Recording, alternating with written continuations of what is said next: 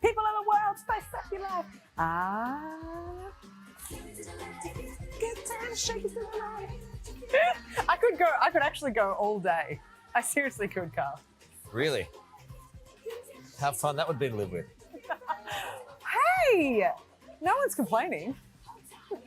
Spice Girls are reunited, if you hadn't heard, partying like 1997 at Victoria Beckham's 50th birthday bash.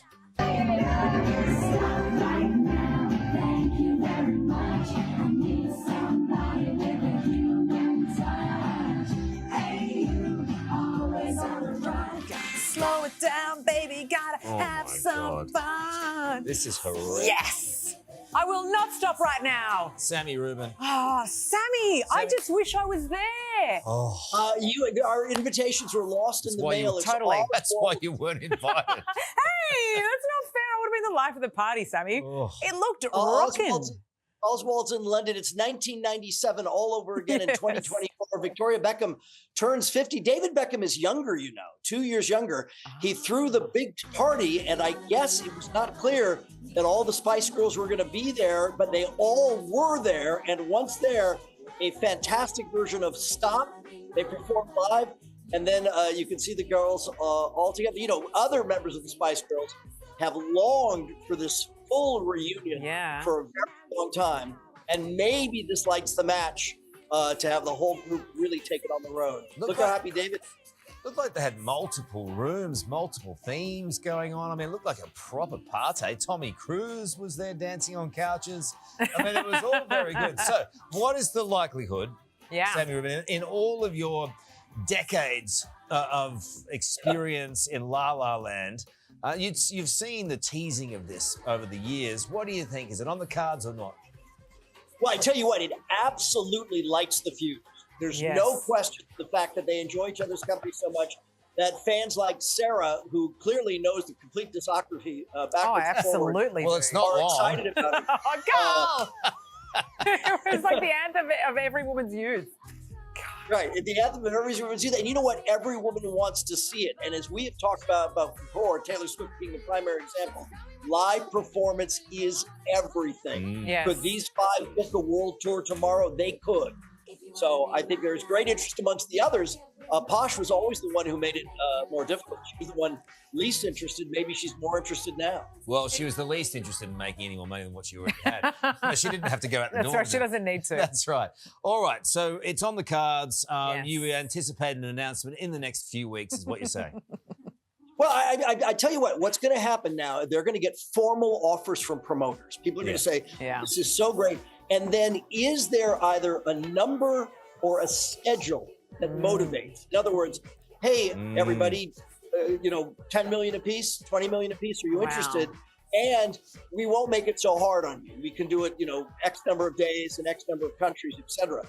Is there a world tour? That's probably harder, but certainly UK, US, maybe Australia, places where they know their love. Absolutely, Australia. Lead the charge. What about the kids? I mean, they almost look the same age as their kids now. They look fantastic and being carried out of the event. I mean, that's the way she you had want to a get carried wild out. night, didn't she, Victoria? You have the kids perhaps do the opening act if they're so inclined. Yes.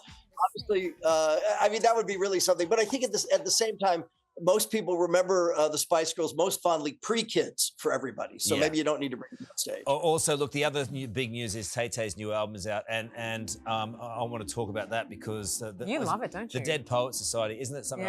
Anyway, it's a terrific album. I like it's more of the same. But Sam, I want to ask you this. I mean, I actually do legitimately like this album. Yeah. But the Dead Poets Society song, in it, she has such lyrics as a tattooed golden retriever. I mean, she just basically lines up any dude she even saw at a coffee shop and just smashes them out of the park. I mean, who would collaborate with her in a collaboration kind of way? Well, obviously, Travis Kelce is in pole position for that right now. And he needs to be careful. Very careful. Mine. And forgive that phrase. No, the slam that I think is most devastating is the one to Kim Kardashian. Yes. Out of 31 songs. The Kim Kardashian song is the absolute dagger. And you have to admire Taylor's productivity. I do think there is sort of a similarity to sound to the 31 tracks, but every second, this is Sunday here in the U.S. email after email after email how many records she has broken in terms of it's Spotify. crazy, isn't it? Everything else. It's absolutely extraordinary. I do. It's good listening, even just to see how she smashes people up.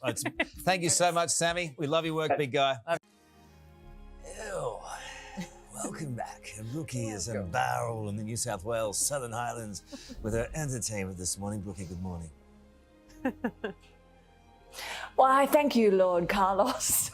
I can't keep doing the voice. I'm here with Netflix for the release of the 3rd season, can you believe it, of Bridgerton.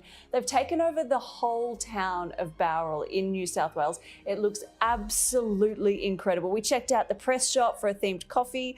So High is serving some delicious drinks. And we went shopping in Dirty Jane's antique store and the gorgeous Books Ever After store as well. But of course, it was all about season 3 stars, Nicola Coughlan and Luke Newton, who surprised the town with a special appearance alongside their showrunner, Jess Brownell.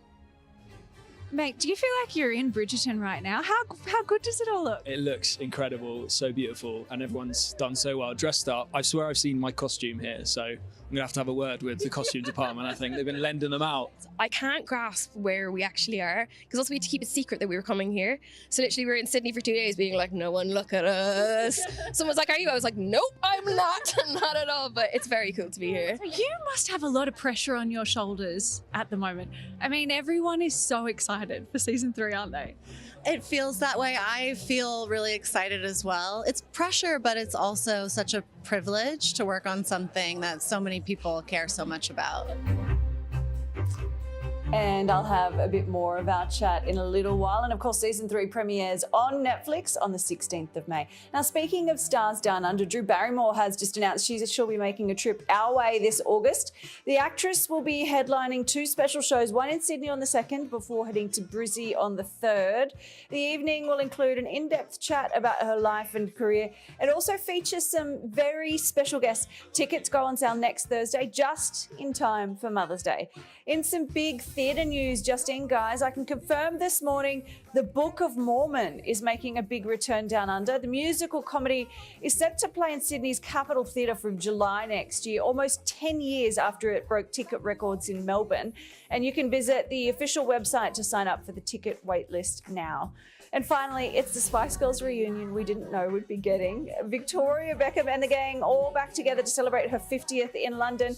David, her husband, filmed this little clip of the girls performing their hit song Stop. Have a look at this.